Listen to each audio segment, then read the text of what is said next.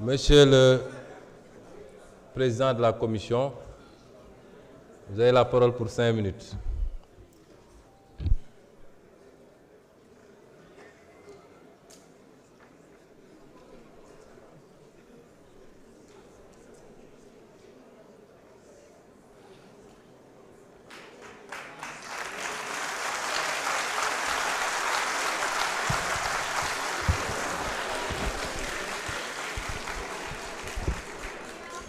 Monsieur le Président de l'Assemblée nationale,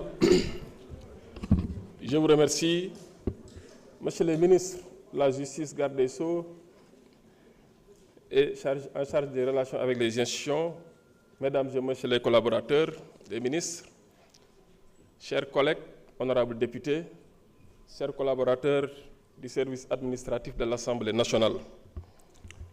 Très rapidement, Monsieur le Président, faire quelques observations sur la pertinence ou non de la demande de ne pas délibérer qui a été faite par mon collègue qui vient de quitter la tribune. Monsieur le Président, vous me permettrez de faire un petit rappel. D'abord, dire à ce collègue que nous n'avons aucune leçon à recevoir de lui.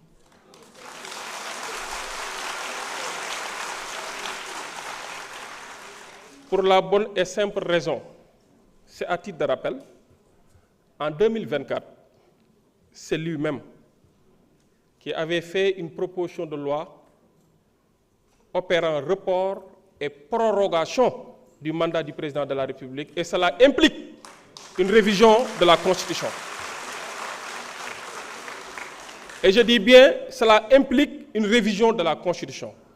Donc, il avait fait une proposition de révision de la Constitution par voie parlementaire. C'est important de le préciser.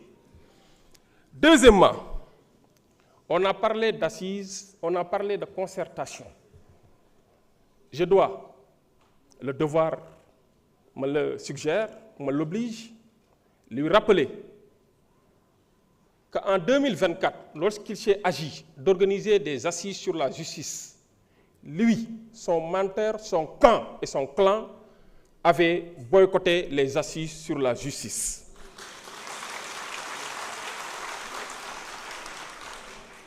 Le devoir m'oblige également de lui rappeler que lors du dialogue national sur le système politique, où toutes les parties prenantes et les forces vives de la nation avaient été conviées, lui, son clan, son camp et son parti avaient boycotté le dialogue national sur le système politique du Sénégal.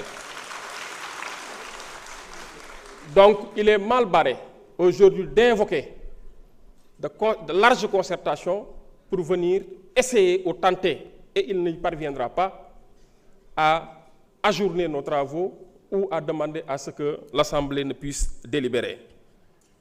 Je dois également, à titre de rappel, faire comprendre que, chers collègues, depuis 1963, date à laquelle la première constitution a été adoptée par voie référendaire au Sénégal, il y a eu par la suite 37 révisions de la Constitution. 37, dont seulement 4 ont fait l'objet de référendums. Donc les 33 étaient passés ici par l'Assemblée nationale pour opérer des révisions substantielles de la Constitution, permettre au Sénégal de se doter d'une charte. Et je dois également rappeler, juste à titre de rappel, parce que le rappel profite aux croyants, rappeler également qu'en 2016, lorsqu'il s'est agi de soumettre une nouvelle constitution, le président d'alors avait dit, alors que la CNRI, la Commission nationale de réforme des institutions, dirigée par Feu Amadou Matar Mbow, avait effectivement donné des conclusions qui avaient pris en compte toutes les aspirations et toutes les considérations qui peuvent concerner ce peuple, son avenir et son identité. Le président d'alors avait dit que je vais prendre ce qui m'arrange et mettre de côté ce qui ne m'arrange pas. Donc lui, il avait sa constitution, mais le Sénégal n'a jamais eu de constitution.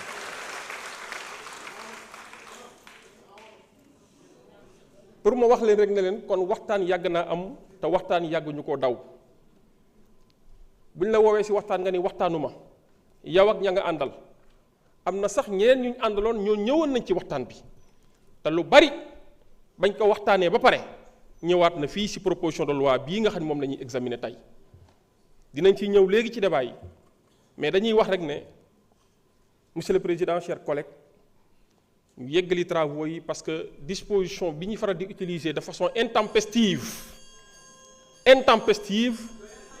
cette disposition de l'article 83 qu'on utilise de façon intempestive, monsieur le président, je dis que... Je donne la parole. Je demande à ce qu'on rejette. Je donne la parole à madame le rapporteur. Monsieur le rapporteur. Ah. Vous avez permis, vous là. Merci, président. Président, ñu ngi lay nuyu bu baax a baax di la sant et di nuyu nos chers collègues, di nuyu l'ensemble du public qui est là et pratiquement les membres du gouvernement et vos collaborateurs.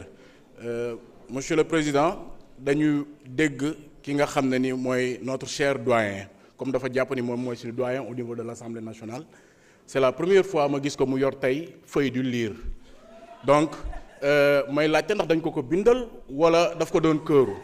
Parce que suñu doyen au niveau de l'Assemblée nationale war na mën a taxaw di waxtaan di wax aisément et monsieur le président damay fàttalil ne nous avons eu la chance d'être ci dialogue national ba et dialogue national ba comme ni ko président de la commission waxee ñoom dañu boycotté woon dialogue bi mais malgré tout ça il y avait l'opposition et l'autre position c'est-à-dire l'opposition était scindée en deux et la société civile était scindée en deux et malgré cette division-là on est parvenu à avoir un consensus am nañ consensus ci point yu bari te point yooyu ñu amoon consensus moom la ñu indi ci révision constitutionnelle bi donc nous demandons la poursuite des travaux donc ñu demandons la poursuite des travaux et ñu voter contre cette question préalable merci.